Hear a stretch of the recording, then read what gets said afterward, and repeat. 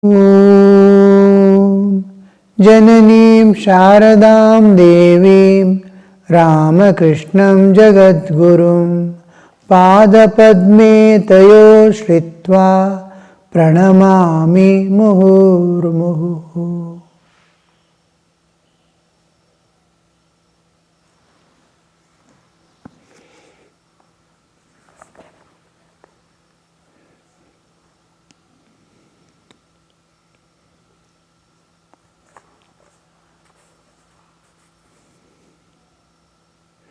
In case of Paramahamsa, Sri Ramakrishna is talking to Mahimacharan. In the case of a Paramahamsa, he went on showing the various aspects of yoga, how a householder without attachment does things as an offering to God, and it becomes yoga through activity, karma yoga. And in that context, he is continuing the thing. In case of Paramahamsa, like Shukadeva, all karmas, all pujas, japa, tapa, tarpan, sandhya, and so forth drop away. All even religious observances drop away. Religion is a scaffolding for us to climb up to the pure spirituality, which is the common base of all religions and the culmination of all religions.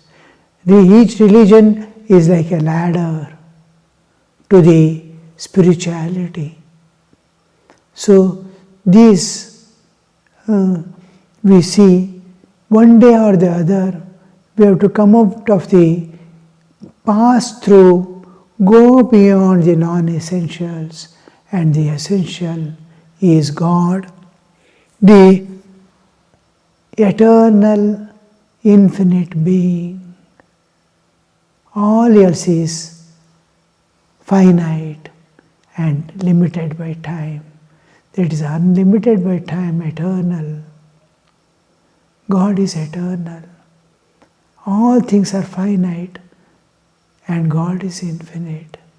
All things are constantly changing flux, and that is unchanging reality, and everything is ephemeral, short-lived, and that is stays forever. So that in and through all religion we have to reach that pure spirit which manifests in various ways according to needs of the world and people.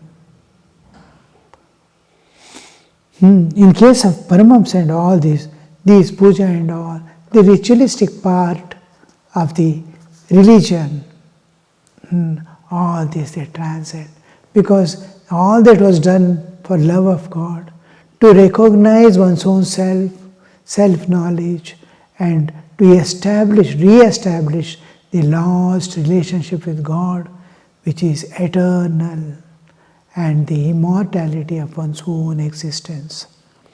Once that is attained, purpose is over. Now, Sri Ramakrishna gives the example of digging a well. We bring spade, the crowbar, this and that to dig the well. Once the well is dug and the water springs out. Now, what is the use of all these instruments that we bought? The purpose is over. You can give it to others, throw it away, or preserve for some other who may come sometime and ask for it. So these people have finished the purpose of using the rituals and all to call on God or to link to God. They are eternally in the lap of God, as one with Him, inseparable, like a finger which cannot be separated. Like that, oneness with God.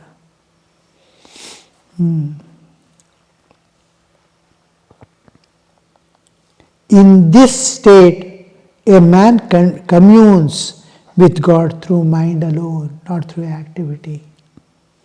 Sometimes he may be pleased to perform outward activities for the welfare of mankind, external activities.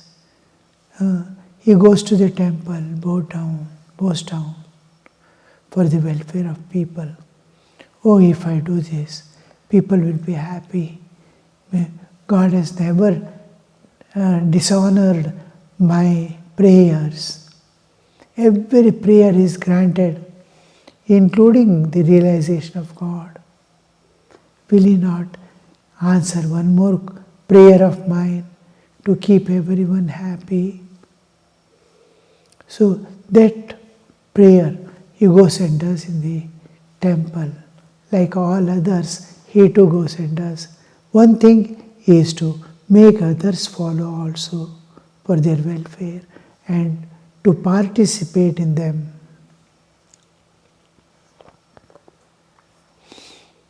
Sometimes pleased to external activities for the welfare of mankind, but his recollection and contemplation of God remain uninterrupted. But his recollection and contemplation of God remains. In the end, he is doing some activity. The contemplation, inside contemplation of God is going on. And his thought, recollection, smarana, is going on. Recollection of God,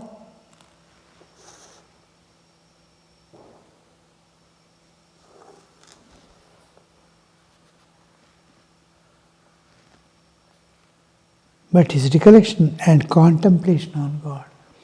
Recollection is smarana, contemplation going on through mental activity of involving Him. I am engulfing Him through the mind and I am contemplating on Him. So the smarana, constant recollection. His presence, His being living presence is felt and His contemplation is going on and His activities are going on, talking to people, doing it. Inside another 2 watertight compartments form. Immediately after spiritual awakening, even much before, this inner awakening begins. This is the external awareness and internal awareness. External awareness is all the senses and mind, and karmendriyas are attending to the external awareness. Internal awareness is flowing, unbroken, of contemplation, of constant recollection. Smarana and nididhyasana is going on. In the inner world, inner consciousness. External consciousness, the world is there, the body is moving about, activities are going on. He is just a witness of his own bodily movements and actions. And he is more viewing the inner awareness flowing. But his recollection and contemplation of God remains uninterrupted through the activities. This is what we have to intensely practice. I should not forget God. I should not forget God. Let all this be going on. Let me attend to all things without break. Let me work for this world, work for. We have come to the karma bhumi. We cannot live without action. Let the action be going on. Let the contemplation be going on. It was 8 o'clock in the evening. Sri Ramakrishna asked Mahimacharan to recite a few hymns from the scriptures, Shastra. Mahima read the first verse of the Uttara Gita, describing the nature of the Supreme Brahman. Uttara Gita. Uttara Gita is what Krishna says to Uddhava, the last part of the Bhagavata. That is before he ends his Leela, he wants to give away some things.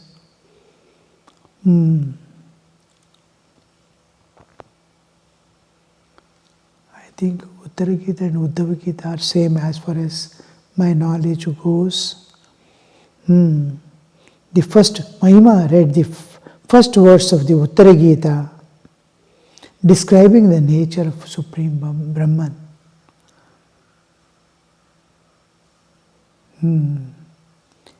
He, the Brahman, is one, partless, stainless, and beyond the ether, without beginning and end, unknowable by mind and or intelligence.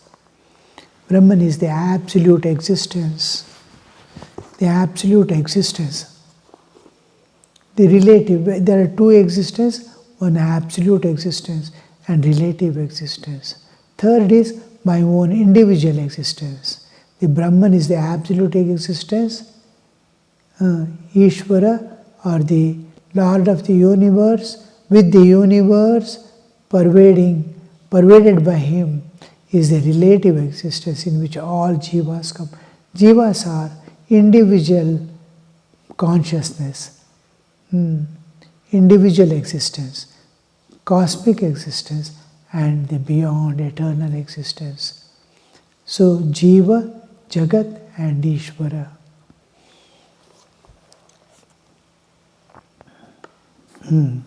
The Brahman, the Absolute, he is explaining. He, the Brahman, is one. One means there is one and one alone. A homogeneous, non-dual entity. When we say absolute, there exists nothing else other than that. Whatever you see, whatever you can know, it is only that one Brahman. Now you see it as a world, it's its manifestation. Just like ocean, there is a wave. Wave and ocean are one and the same. It is manifesting as wave. Now an ice block is formed in ocean. It is water alone, nothing else. It is formed out of water as water and is in the water. So this is called manifestation. The universe is manifestation. Here it is bound by time, space and causation. There no limit, unlimited. So this is relative existence, that is absolute existence. He is describing it is one. One means there are no two. I am saying ice is there, you are saying no two. Ice is water alone. Like that. Universe is there, universe is God alone. God has taken, just like water takes the hard part, it becomes so hard. Water is flexible, flowy, it can flow. It has become hard. Now the water is evaporating and disappearing. It is not to be seen at all, but water is there. You look at the atmosphere around. Now this year, now I am in Udupi Kshetra in ashram.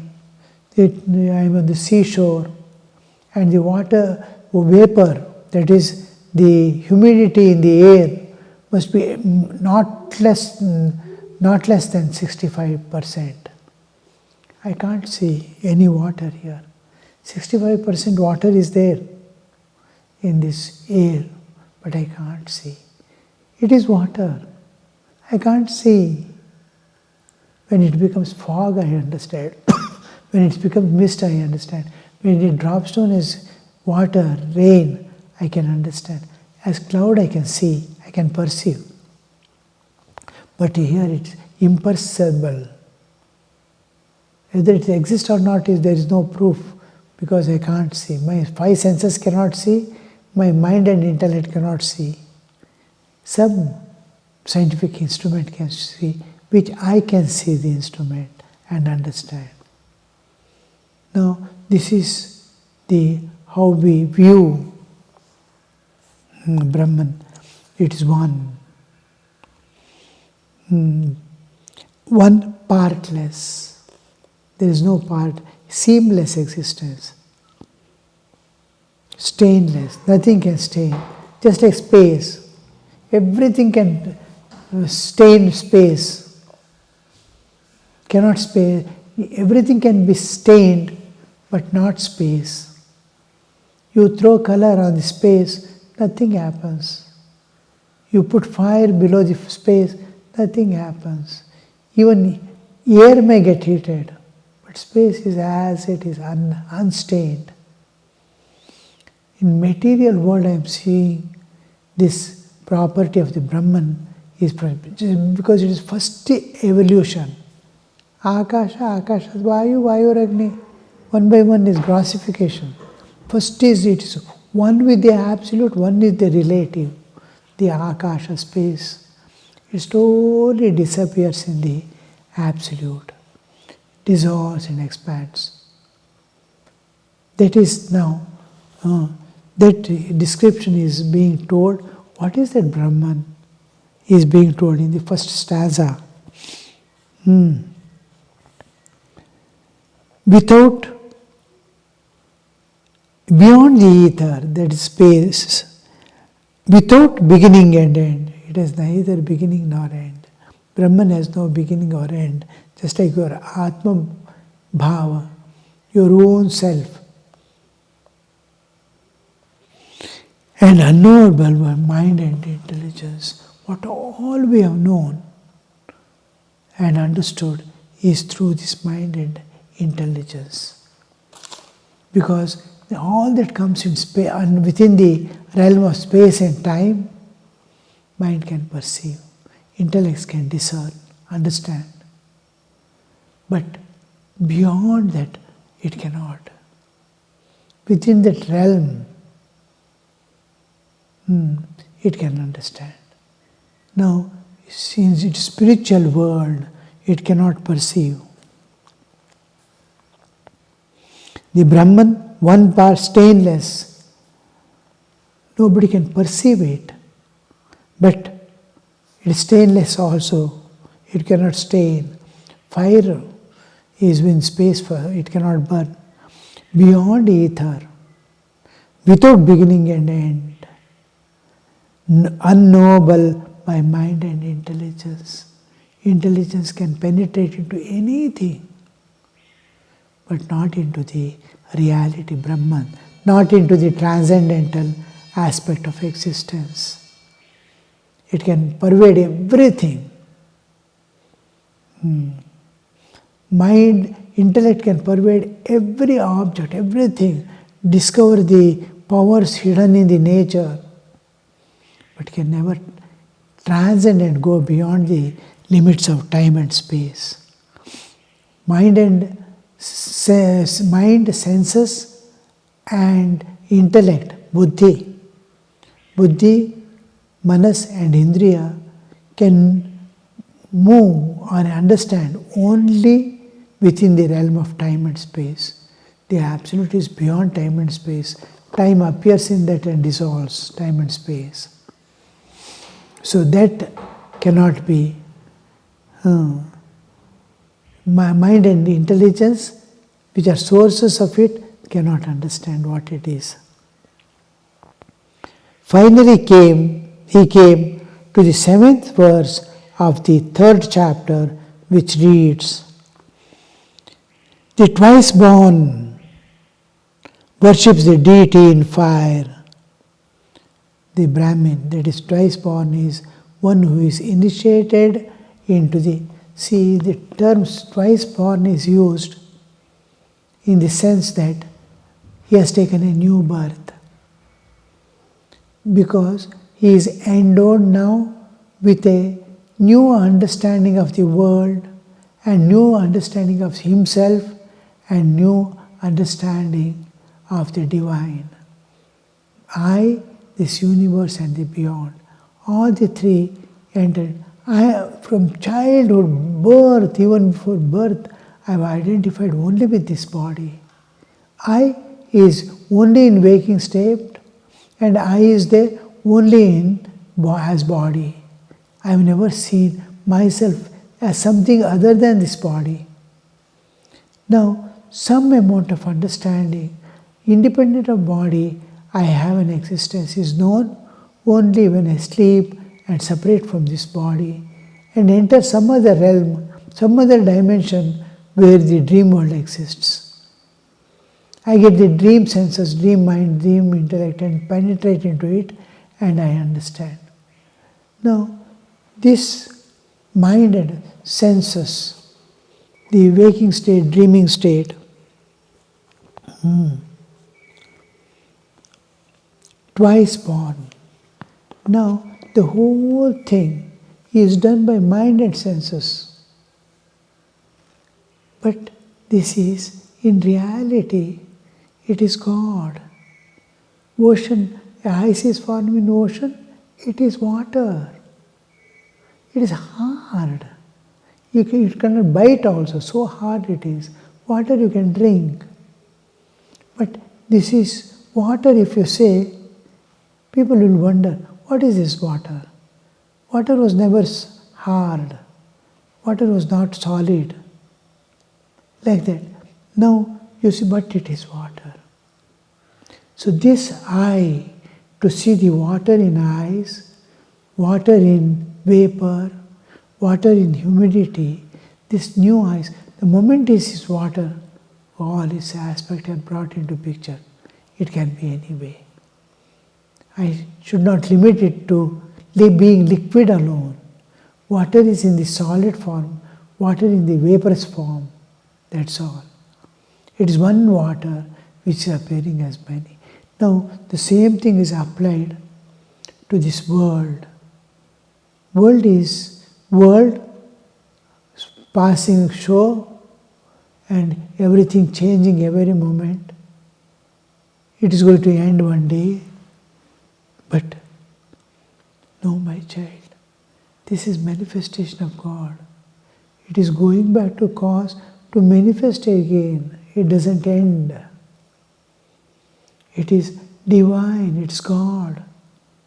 All the jivas that you see are manifestations of God.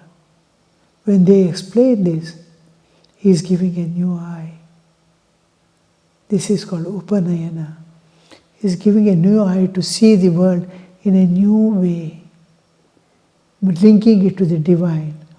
And then this awareness and identity of this world as world drops away.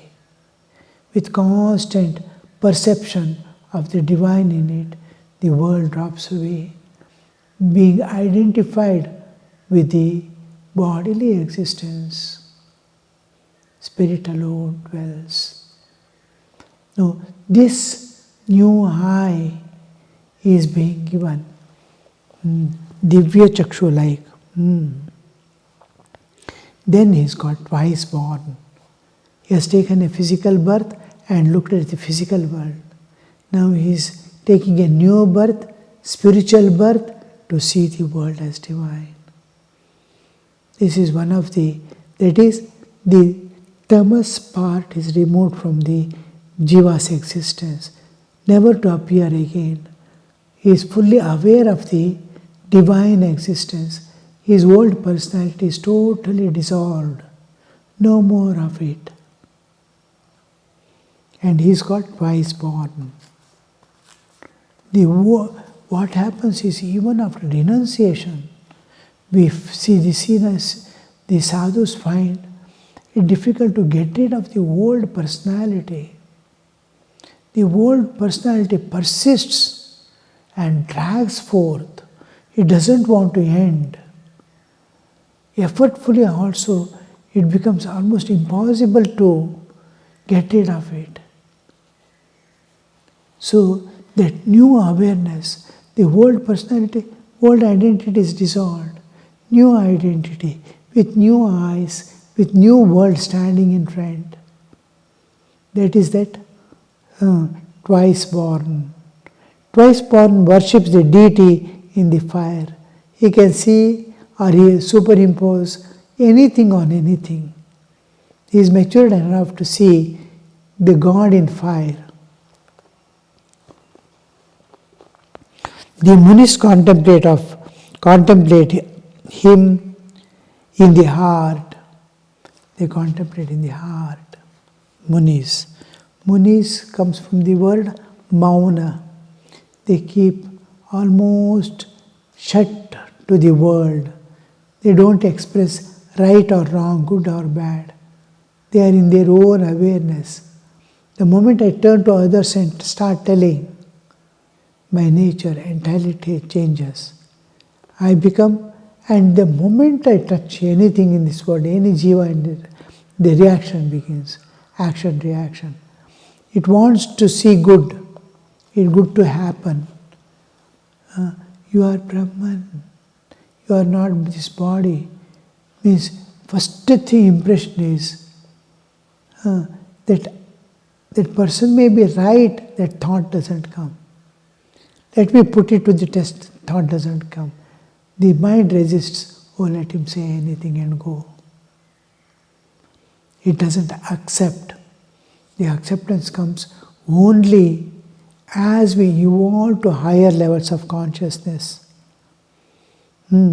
So he is able to see God in fire, God as fire.